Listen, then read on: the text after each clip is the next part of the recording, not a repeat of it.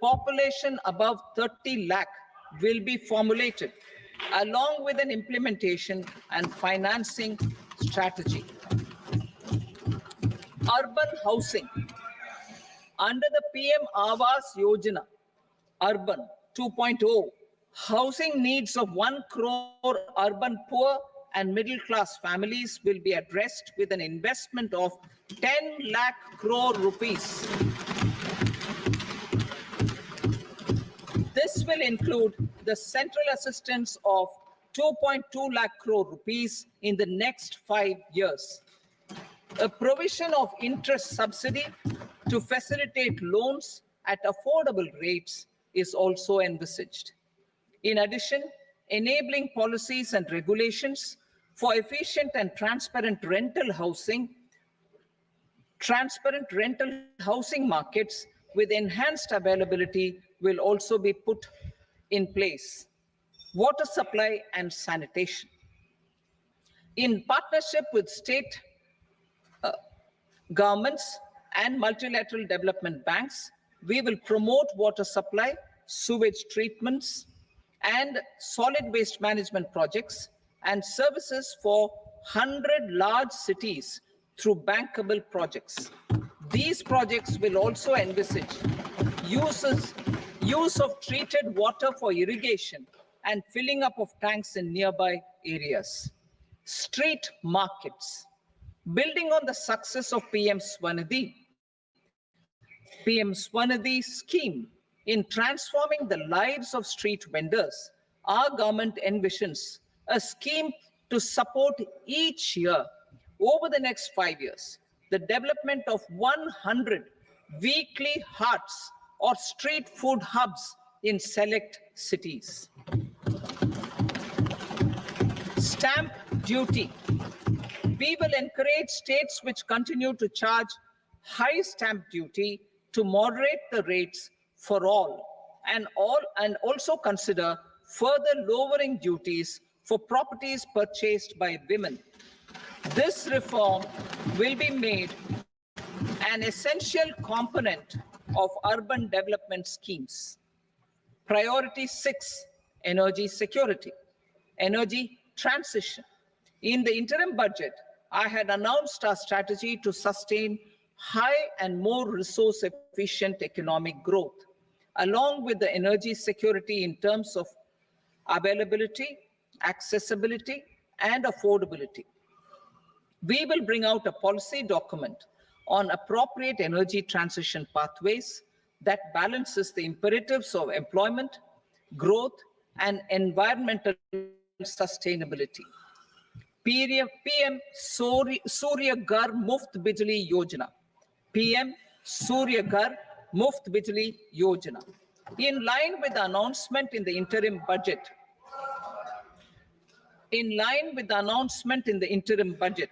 PM Surya Ghar Muft Bijli Yojana has been launched to install rooftop solar plants to enable 1 crore households obtain free electricity up to 300 units every month. The scheme has generated remarkable response with more than 1.28 crore registrations and 14 lakh applications, and we will further encourage it. Pumped storage policy. A policy for promoting pumped storage projects will be brought out for electricity storage and facilitating smooth integration of the growing share of renewable energy with its variable and intermittent nature in the overall energy mix. Research and development of small and modular nuclear reactors. Nuclear energy is expected to form a very significant part of the energy mix for Viksit Bharat. Towards that pursuit, our government will partner with the private sector for 1. Setting up Bharat Small Reactors. 2. Research and development of Bharat Small Modular Reactor. And 3. Research and development of newer technologies for nuclear energy. The R&D funding announced in the interim budget will be made available for this sector also. Advanced ultra supercritical thermal power plants. The development of indigenous technology for advanced ultra supercritical thermal power plants with much higher efficiency has been completed. A joint venture between NTPC and BHEL will set up a full-scale 800 megawatt commercial plant using AUSC technology. The government will provide the required fiscal support. Moving forward, development of indigenous capacity for the production of high-grade steel and other advanced metallurgy materials for these plants will result in strong spin-off benefits for the economy. Roadmap for hard-to-abate industries. A roadmap for moving the hard-to-abate industries from energy efficiency targets to emission targets will be formulated. Appropriate regulations for transition of these industries from the current perform, achieve, and trade mode to Indian carbon market mode will be put in place. Support to traditional micro and small industries. An investment-grade energy audit of traditional micro and small industries in 60 clusters, including brass and ceramic, will be facilitated. Financial support will be provided for shifting them to cleaner forms of energy and implementation of energy efficiency measures. The scheme will be replicated in another 100 clusters in the next phase.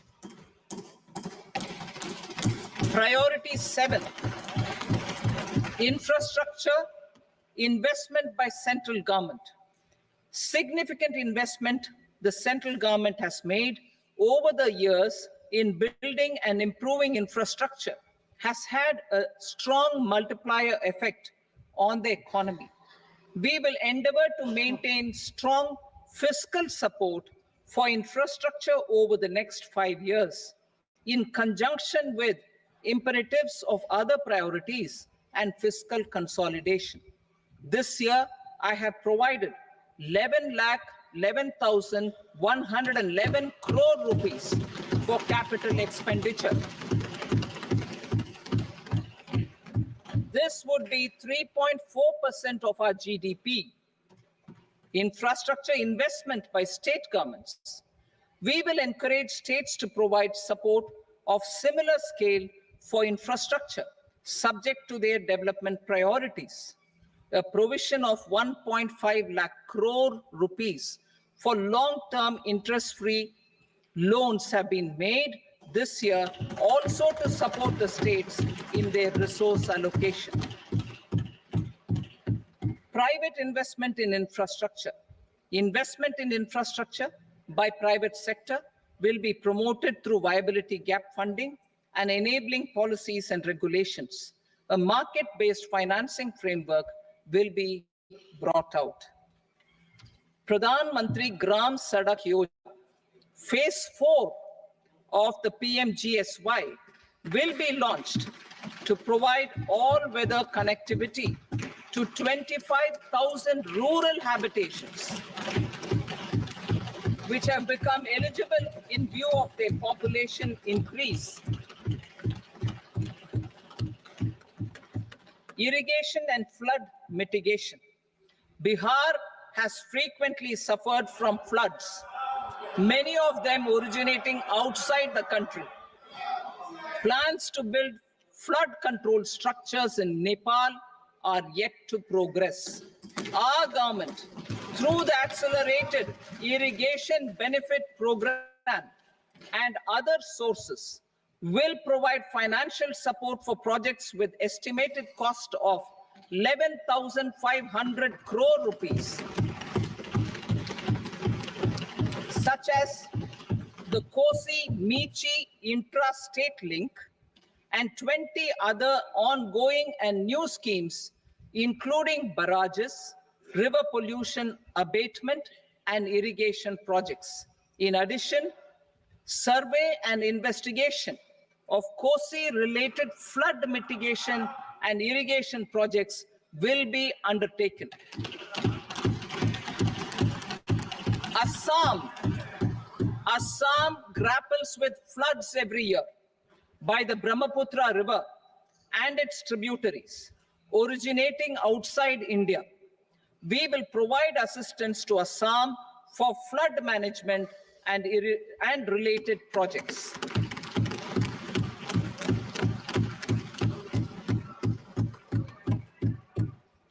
Himachal Pradesh suffered extensive losses due to floods last year. Our government will provide assistance to the state for reconstruction and rehabilitation through multilateral development assistance.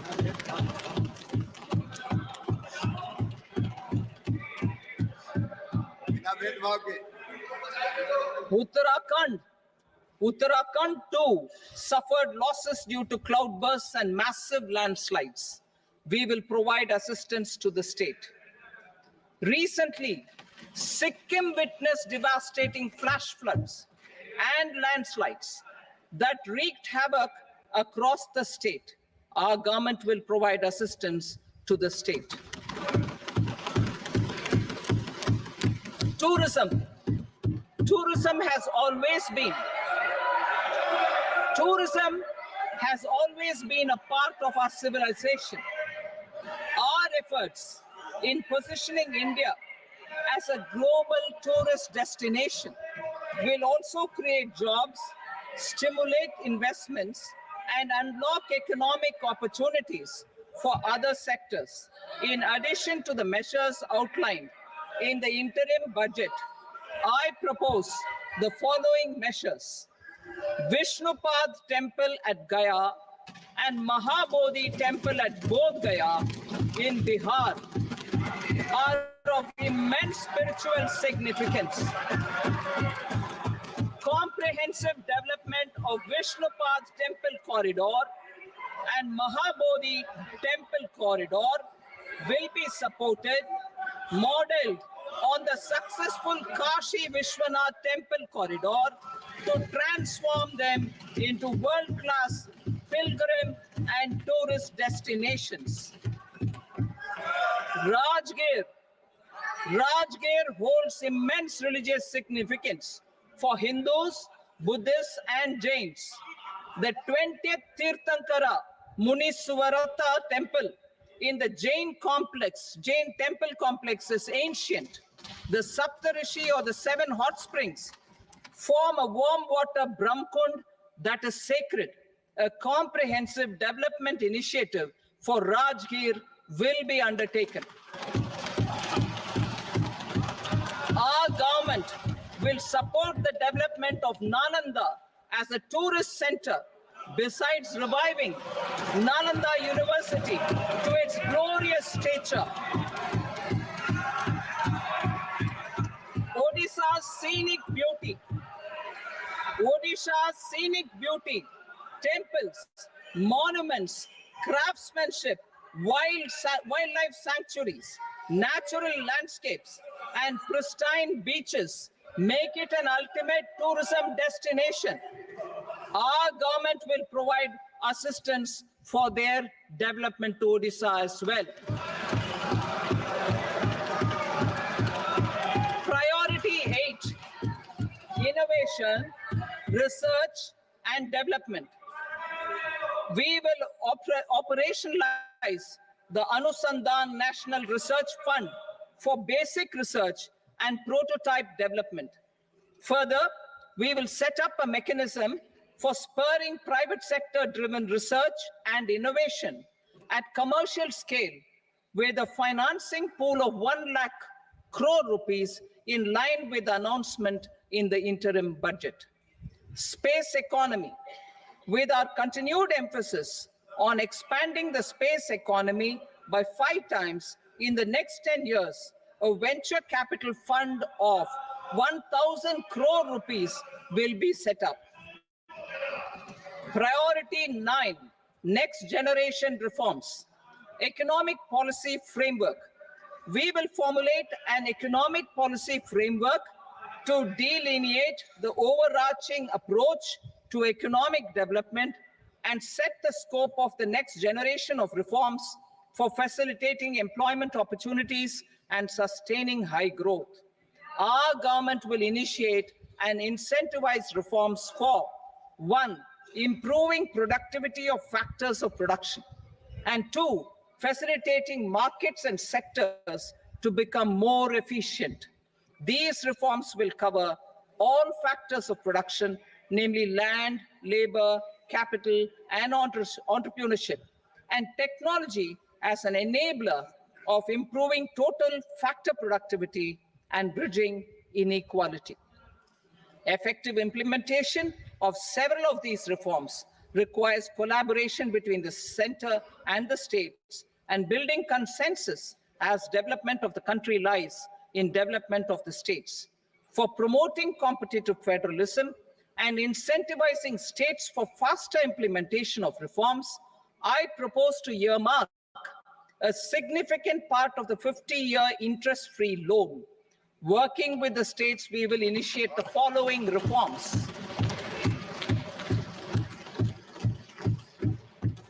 Land-related reforms and actions, both in the rural and urban areas, will cover land administration, will cover 1, land administration, planning and management, and 2, urban planning usage and building bylaws.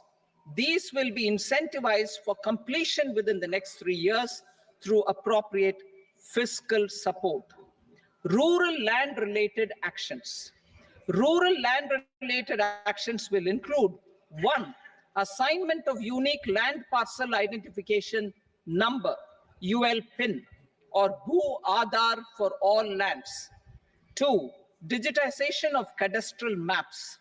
3, survey of subdivisions, survey of map subdivisions as per current ownership. 4, establishment of land registry. And 5, linking to the farmers registry. These actions will also facilitate credit flow and other agricultural services. Urban land-related actions.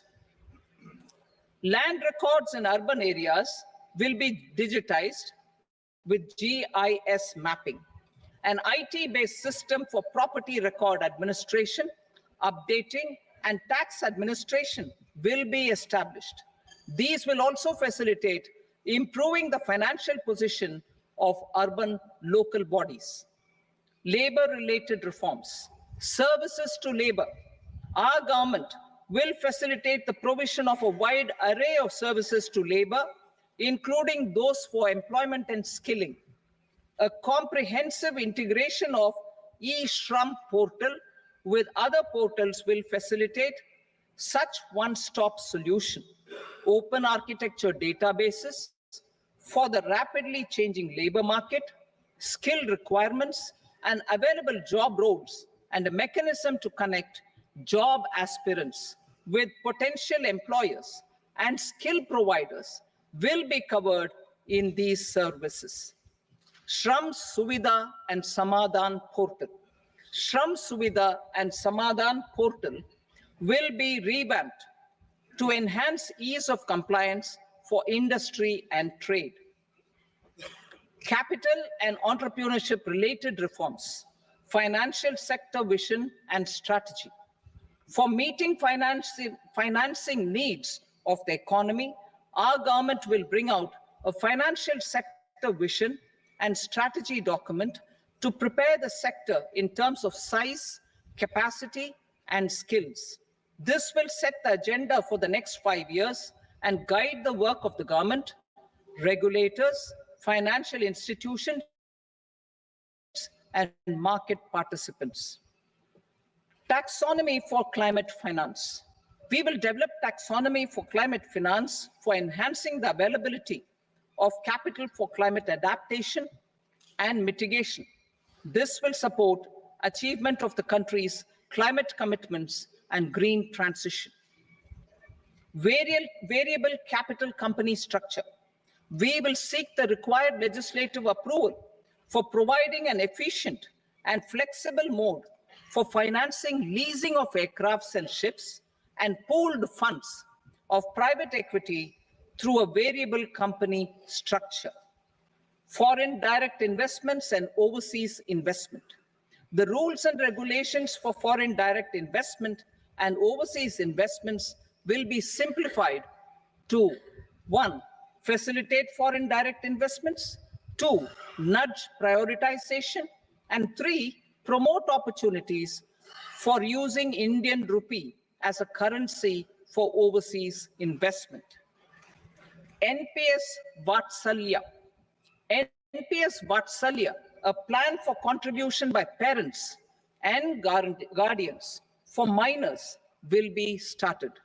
On attaining the age of majority, the plan can be converted seamlessly into a normal NPS account. Use of technology. We have successfully used technology for improving productivity and bridging inequality in our economy during the past 10 years. Public investment in digital infrastructure and innovations by the private sector have helped in improving access of all citizens, particularly the common people, to market resources, education, health, and services. We will step up adoption of technology towards digitalization of the economy. Ease of doing business. For enhancing ease of doing business, we are already working on the Jan Vishwas Bill 2.0.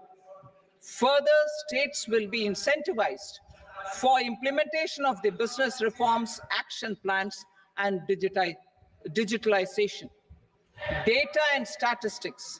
For improving data governance, collection, processing and management of data and statistics, different sectoral databases, including those established under the Digital India Mission, will be utilized with active use of technology tools.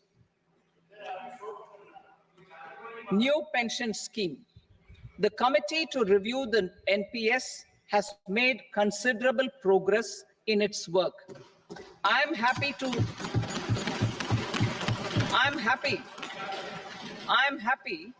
that the staff side of the National Council of the Joint Consultative Machinery for Central Government Employees has taken a constructive approach. A solution will be evolved which addresses the relevant issues while maintaining fiscal prudence to protect the common citizens. Budget estimates for 24-25.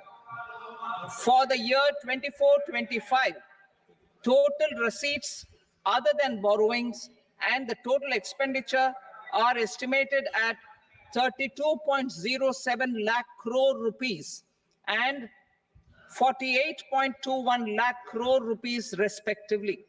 The net tax receipts are estimated at 25.83 lakh crore rupees. The fiscal deficit is estimated at 4.9% of the GDP. The gross and the net market borrowings through dated securities during 24-25 are estimated at 14.01 lakh crore rupees and 11.63 lakh crore rupees respectively. Both will be less than that in 23-24. The fiscal consolidation path announced by me in 2021 has served our economy very well, and we aim to reach the deficit below 4.5% next year. The government is committed to staying the course. From 2026-27 onwards, our endeavor will be to keep the fiscal deficit each year such that the central government's debt will be on a declining path as percentage of GDP. I will now move to part B.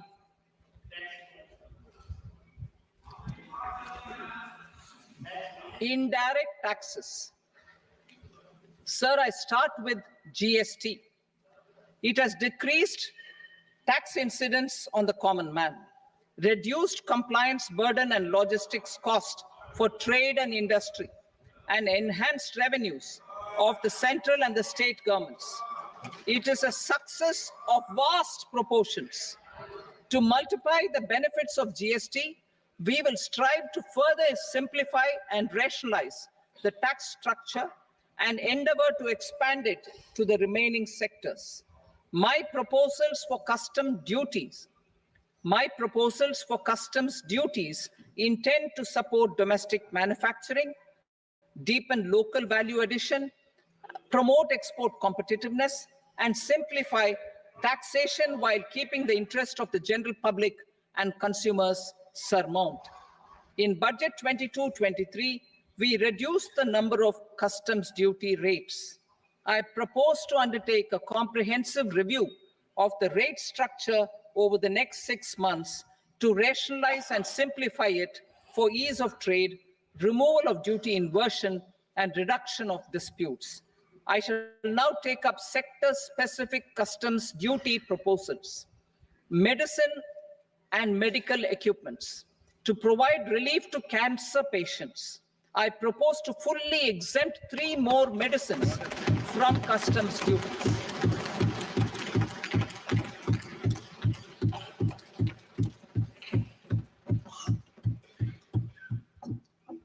I also propose changes in the BCD on X-ray tubes and flat panel detectors for use in medical X-ray machines under the phased manufacturing program so as to synchronize them with the domestic capacity addition.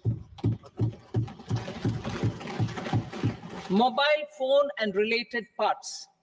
With a 3-fold increase in domestic production and almost a 100-fold jump in exports of mobile phones over the last 6 years, the Indian mobile industry has matured. In the interest of consumers, I now propose to reduce the BCD on mobile phone, mobile PCBA, and mobile charger to 15%. Critical minerals. Minerals such as lithium, copper, cobalt, and rare earth elements are critical for sectors like nuclear energy, renewable energy, space, defense, telecommunications, and high-tech electronics. I propose to fully exempt customs duties on 25 critical minerals and reduce BCD on 2 of them. This will provide a major fillip to the processing and refining of such minerals and help secure their availability for these strategic and important sectors. Solar energy. Energy transition is critical in the fight against climate change. To support energy transition, I propose to expand the list of exempted capital goods for use in the manufacture of solar cells and panels in the country. Further, in view of sufficient domestic manufacturing capacity of solar gas, glass, and tinned copper interconnect, I propose not to extend the exemption of custom duties provided to them. Marine products. India's seafood exports in the last financial year touched an all-time high of more than 60,000 crores of rupees. Frozen shrimp accounted for about 2/3 of these exports. To enhance their competitiveness, I propose to reduce BCD on certain broodstock, polychaete worms, shrimp, and fish feed to 5%. I also propose to exempt customs duty on various inputs for manufacture of shrimp and fish feed. Leather and textile. Similarly, to enhance the competitiveness of exports in the leather and textile sectors, I propose to reduce BCD on real down-filling material from duck or goose. I am also making additions to the list of exempted goods for manufacture of leather and textile garments, footwear, and other leather articles for export. To rectify inversion in duty, I propose to reduce BCD subject to conditions on methylene diphenyl diisocyanate, MDI, for manufacture of spandex yarn from 7.5 to 5%. Furthermore, the export duty structure on raw hides, skin, and leather is proposed to be simplified and rationalized. Precious metals. To enhance domestic value addition in gold and precious metal jewelry in the country, I propose to reduce customs duties on gold and silver to 6% and that of platinum to 6.4%. Other metals, steel and copper are important raw materials. To reduce their cost of production, I propose to remove the BCD on ferronickel and blister copper. I am also continuing with nil BCD on ferrous scrap and nickel cathode and concessional BCD of 2.5% on copper scrap. Electronics. To increase value addition in the domestic electronics industry, I propose to remove the BCD subject to conditions on oxygen-free copper for manufacture of resistors. I also propose to exempt certain parts for manufacture of connectors. Chemicals and petrochemicals. To support existing and new capacities in the pipeline, I propose to increase the BCD on ammonium nitrate from 7.5% to 10%. Plastics. PVC flex banners are non-biodegradable and hazardous for environment and health. To curb their imports, I propose to raise the BCD on them from 10 to 25%. Telecommunication equipment. To incentivize domestic manufacturing, I propose to increase the BCD from 10 to 15% on PCBA of specified telecom equipment. Trade facilitation.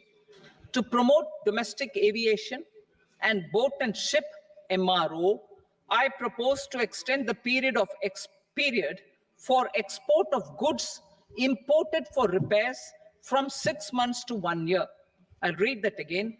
To promote domestic aviation and boat and ship maintenance, repair, and operations, I propose to extend the period for export of goods imported for repairs from 6 months to 1 year.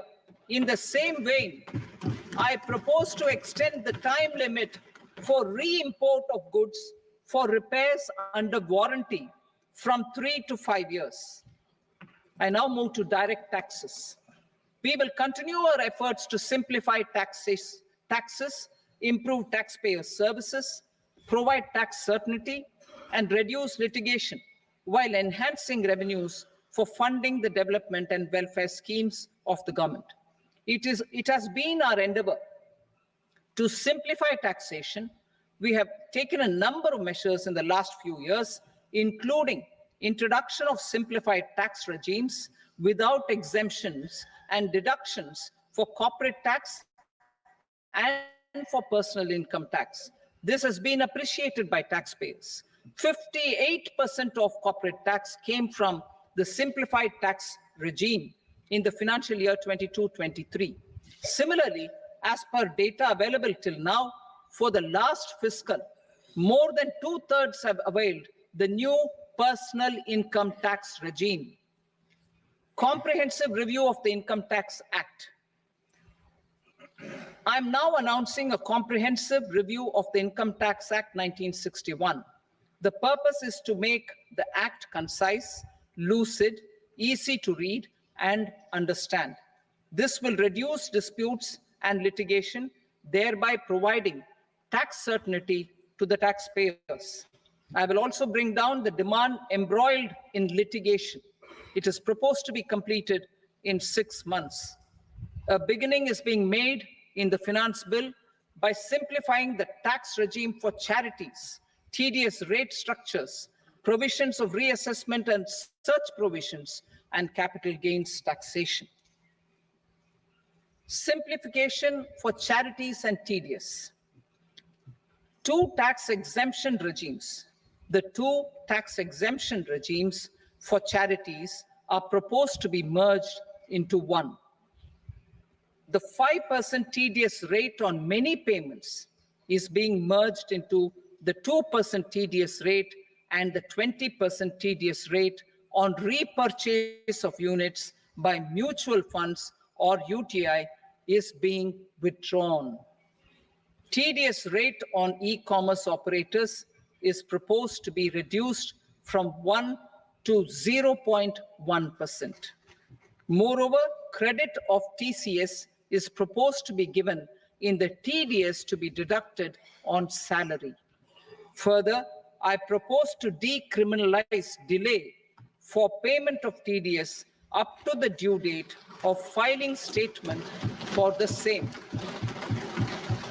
I also plan to provide a standard operating procedure for TDS defaults and simplify and rationalize the compounding guidelines for such defaults. Simplification of reassessment. I propose to thoroughly simplify the provisions for reopening and reassessment.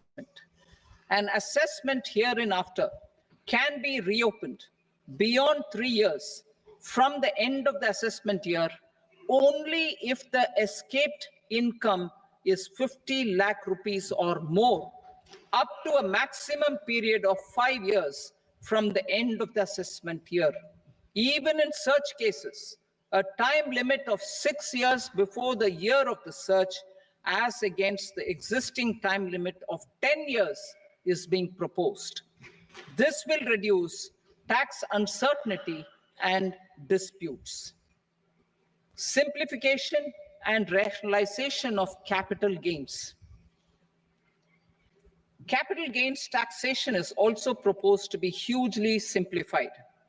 Short-term gains on certain financial assets shall henceforth attract a tax rate of 20%, while that on all other financial assets and all non-financial assets shall continue to attract the applicable tax rate.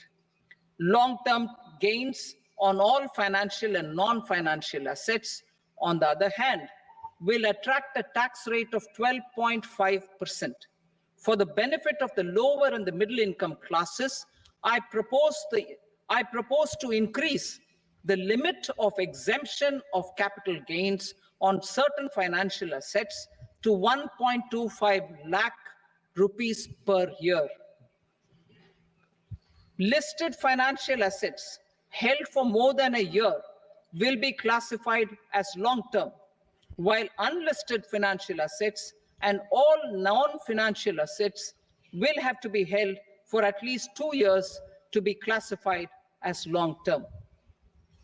Unlisted bonds and debentures, debt mutual funds, and market-linked debentures, irrespective of holding period, however, will attract tax on capital gains at applicable rates. Taxpayer services. All the major taxpayer services under GST and most services under customs and income tax have been digitalized. All remaining services of customs and income tax, including rectification and order giving effect to appellate orders, shall be digitalized and made paperless over the next 2 years. Litigation and appeals. While our concerted efforts to reduce pendency of appeals at various appellate fora are beginning to show good results, it will continue to engage our highest attention. To dispose of the backlog of first appeals, I plan to deploy more officers to hear and decide such appeals, especially those with large tax effect. For resolution of certain income tax disputes pending in appeal, I am also proposing Vivad Se Vishwas Scheme 2024. Further, I propose to increase monetary limits for filing appeals related to direct taxes, excise, and service tax in the tax tribunals, high courts, and Supreme Court to 60 lakh rupees, 2 crore rupees, and 5 crore respectively.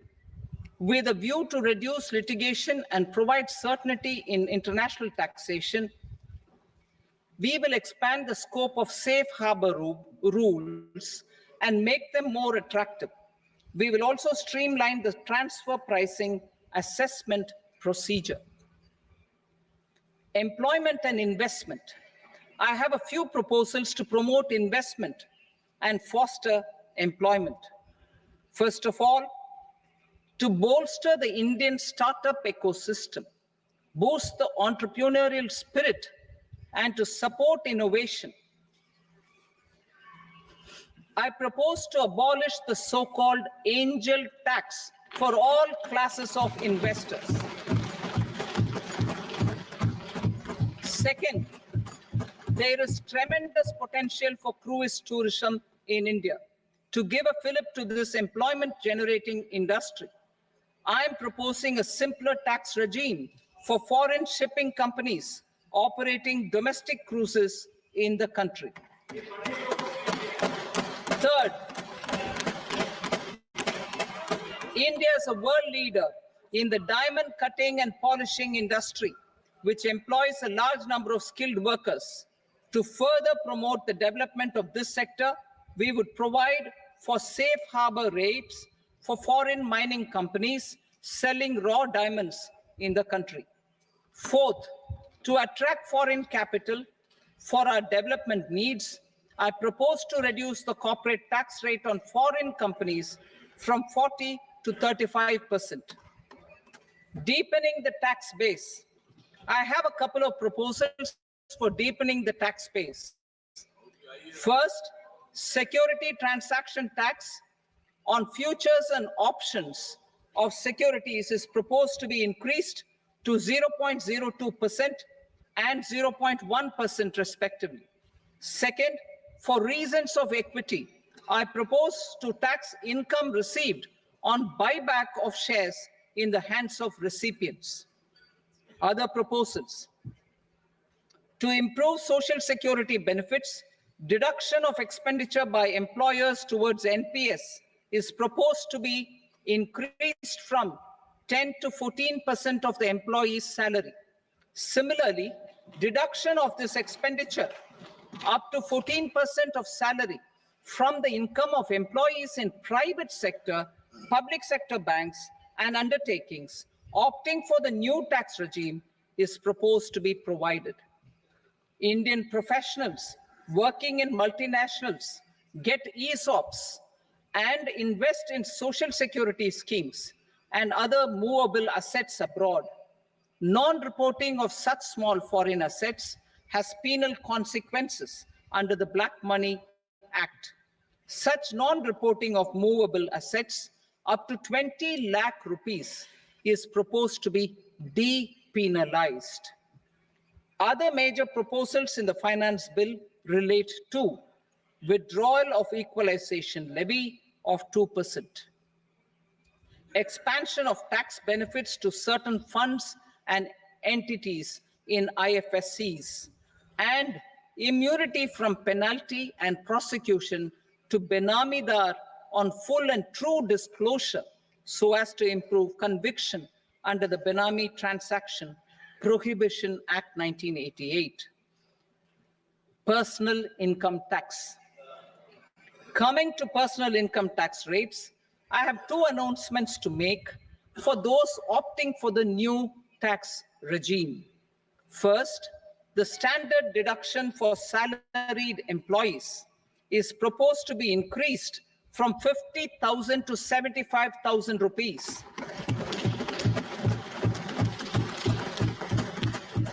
Similarly, deduction on family pension for pensioners is proposed to be enhanced from 15,000 to 25,000 rupees. This will provide relief to about 4 crore salaried individuals and pensioners.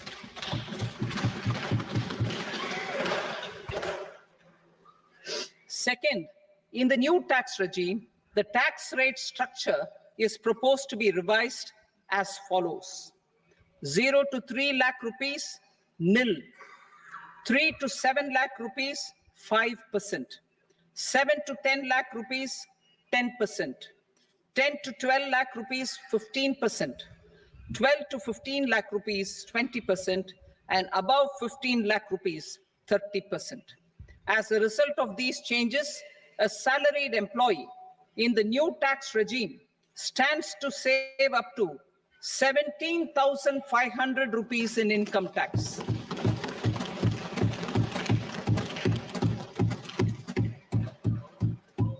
Apart from these, I'm also making some other changes as given in the annexure. As a result of these proposals, revenue of about 37,000 crore, that is 29,000 crore in direct taxes and 8,000 crore in indirect taxes will be foregone, while revenue of about 30,000 crore rupees will be additionally mobilized. Thus, the total revenue foregone is about 7,000 crores annually. Mr. Speaker, sir, with this, I commend the budget to this august House. Jai Hind.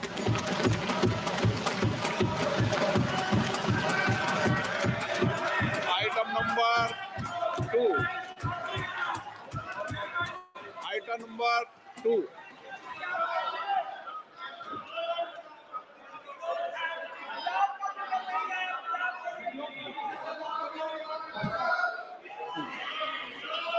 Sir, with your permission, I rise to lay on the table the following statements under Section 3 of the Fiscal Responsibility and Budget Management, FRBM Act 2003, medium-term fiscal policy cum fiscal policy strategy statement and macroeconomic framework statement.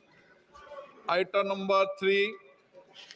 Sir, with your permission, I rise to move for leave to introduce the Finance Number 2 Bill 2024. प्रश्न है कि विधेयक को पुनर्स्थापित करने की अनुमति प्रदान की जाए। जो सदस्य इसके पक्ष में हाँ कहें, जो सदस्य विरोध में ना कहें। मेरे विचार में निर्णय हाँ वालों के पक्ष में अनुमति प्रदान की जाती है। माननीय मंत्री जी, अब विधेयक पुनर्स्थापित करें। Sir, I introduce the bill. Item number 4. The Union Territory of Jammu and Kashmir budget. Sir, I rise to present a statement, Hindi and English versions, of the estimated receipts and expenditure of the Union Territory of Jammu and Kashmir for the year 24-25. सभा की कार्रवाई कल बुधवार दिनांक 24 जुलाई 2024 को प्राप्त 11 बजे तक के लिए स्थगित की जाती है।